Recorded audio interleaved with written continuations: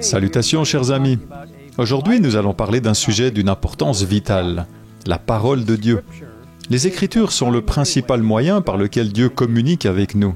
Sa parole est le don qu'il nous a fait à travers les âges. C'est par les Écritures qu'il nous révèle qui il est, combien il nous aime, notre histoire et son plan de salut, comment vivre une vie heureuse, l'espérance qui nous attend, et bien d'autres choses encore.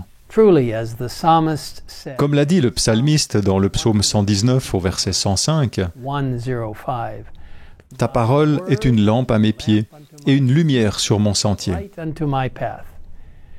Lorsque nous ouvrons notre Bible dans l'évangile de Jean, nous lisons cette merveilleuse déclaration au premier chapitre, premier verset. Au commencement, la parole existait déjà. La parole était avec Dieu et la parole était Dieu. Quelle belle description de Jésus, Fils de Dieu et Fils de l'homme, fusion parfaite de l'humain et du divin. Nous ne comprenons pas exactement comment il peut en être ainsi. 100% divin et 100% humain, mais nous savons qu'il en est ainsi. Et Jésus-Christ nous a donné ses paroles de vie à travers les Saintes Écritures. La parole de Dieu est vivante et efficace, selon Hébreux 4 au verset 12. En parlant des Écritures, Jésus a affirmé « Ce sont elles, les Écritures, qui rendent témoignage à mon sujet. » La Bible est le message de Dieu donné à l'humanité, dans le langage de l'humanité, par l'intermédiaire d'hommes divinement inspirés, comme l'explique 2 Pierre 1 au verset 21. C'est poussé par le Saint-Esprit que des hommes ont parlé de la part de Dieu. Les Saintes Écritures sont le fondement sur lequel nous basons nos croyances en tant qu'adventistes du 7e jour. C'est pourquoi notre première croyance fondamentale s'intitule « Les Saintes Écritures » et se lit comme suit. Les Saintes Écritures, l'Ancien et le Nouveau Testament, sont la parole de Dieu écrite, donnée par l'inspiration divine. Les auteurs, inspirés, ont parlé et écrit sous l'impulsion du Saint-Esprit.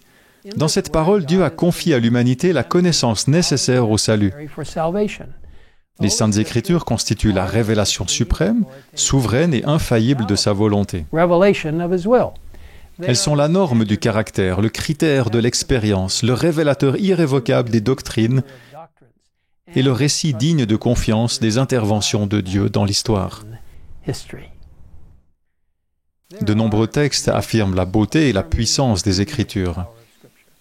Dans Proverbe 30, au versets 5 et 6, nous lisons cette promesse et cet avertissement. « Toute parole de Dieu est pure. Il est un bouclier pour ceux qui cherchent refuge en lui. N'ajoute rien à ses paroles. Il te reprendrait et tu apparaîtras comme un menteur. » Dans Ésaïe 8, au verset 20, nous lisons « Il faut revenir à la loi et au témoignage. Si l'on ne parle pas de cette manière, il n'y aura pas d'aurore pour le peuple. » Dans Jean 17, 17, nous entendons Jésus affirmer à nouveau l'importance des Écritures lorsqu'il prie pour ses disciples en disant à son Père céleste « Consacre-les par ta vérité, ta parole est la vérité. » Dans sa lettre aux Thessaloniciens, l'apôtre Paul dit aux croyants « C'est pourquoi nous disons sans cesse à Dieu toute notre reconnaissance de ce que, en recevant la parole de Dieu que nous vous avons fait entendre, vous l'avez accueillie non comme la parole des hommes, mais comme ce qu'elle est vraiment, la parole de Dieu agissant en vous qui croyez. » Oui, mes amis, la Bible est vraiment la parole de Dieu qui nous révèle sa vérité et nous rapproche de lui lorsque nous suivons ses conseils divins décrits dans ces précieuses pages. Mais pour vraiment entendre Dieu parler, nous devons aborder les Écritures en croyant qu'elles sont effectivement la révélation suprême, autoritaire et infaillible de sa volonté. Dans le livre « La tragédie des siècles », nous recevons cet avertissement.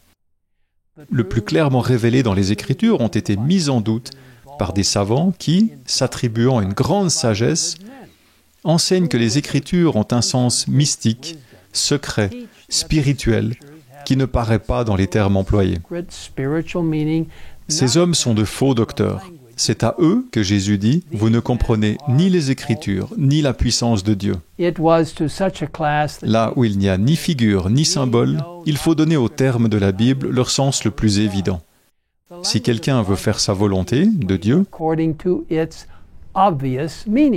il connaîtra si ma doctrine est de Dieu.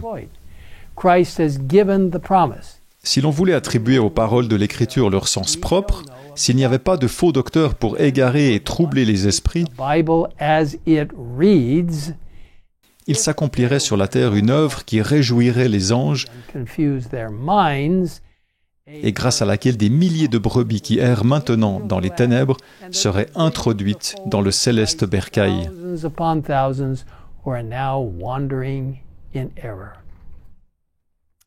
Malheureusement, nous constatons aujourd'hui en certains endroits une incompréhension de la Bible et de son interprétation, ainsi qu'un véritable antagonisme contre la parole de Dieu.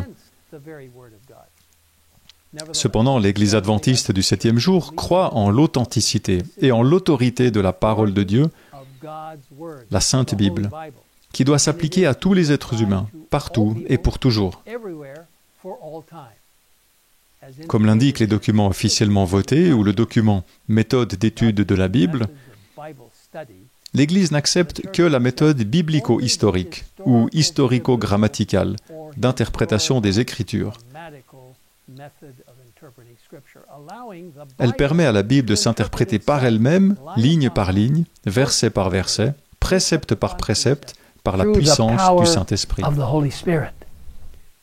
Ainsi, mes amis, je dois vous avertir qu'aujourd'hui, nous sommes attaqués par la méthode historico-critique et d'autres méthodes humanistes d'interprétation biblique qui ne sont pas des méthodes centrées sur Dieu. Dans la méthode d'interprétation historico-critique, c'est le lecteur qui détermine ce qui est vrai et ce qui ne l'est pas. C'est une façon très peu fiable de lire la sainte parole de Dieu. Car, comme l'indique Jérémie 17 au verset 9, Dieu plus que tout, et il est incurable. Qui peut le connaître?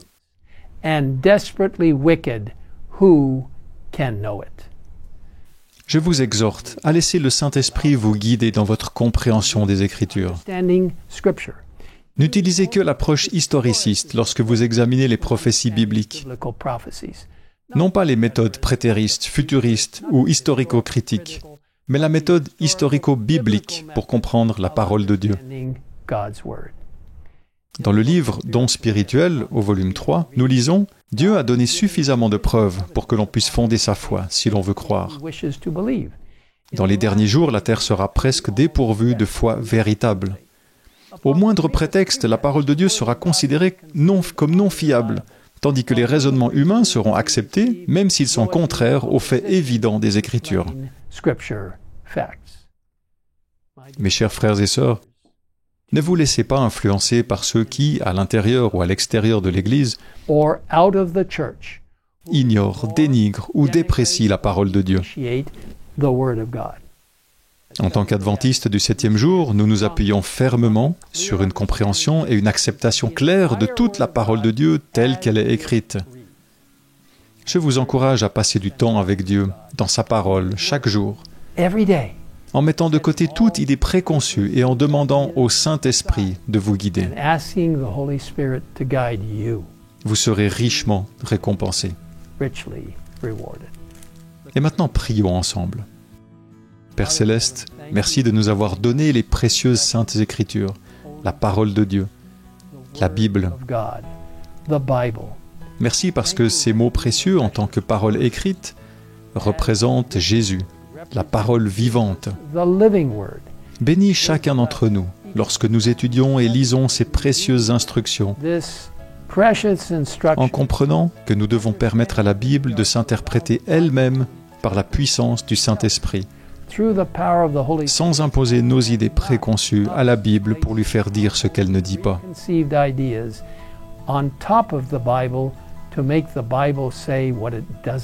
Ainsi, Seigneur, nous te demandons maintenant de nous guider dans l'étude de ta précieuse parole.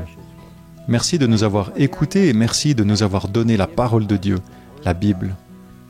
Nous te le demandons au nom de Jésus. Amen. Amen.